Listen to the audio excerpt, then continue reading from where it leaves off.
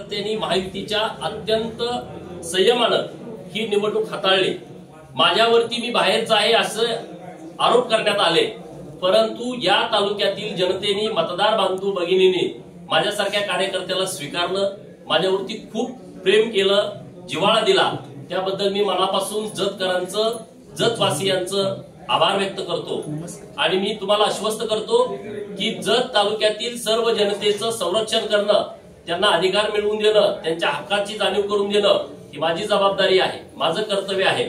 आणि कुणाच्याही केसाला धक्का लागणार नाही, कुणावरती अन्याय होणार नाही याची संपूर्ण काळजी मी भारतीय जनता पार्टीचा कार्यकर्ता म्हणून घेईन। परत एकदा सर्व मतदार बंधू भगिनींचं मनापासून आभार।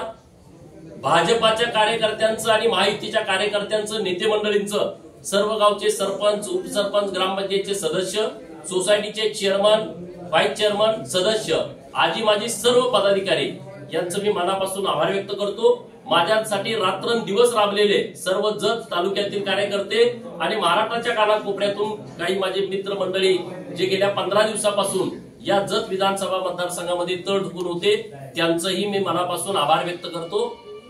धन्यवाद।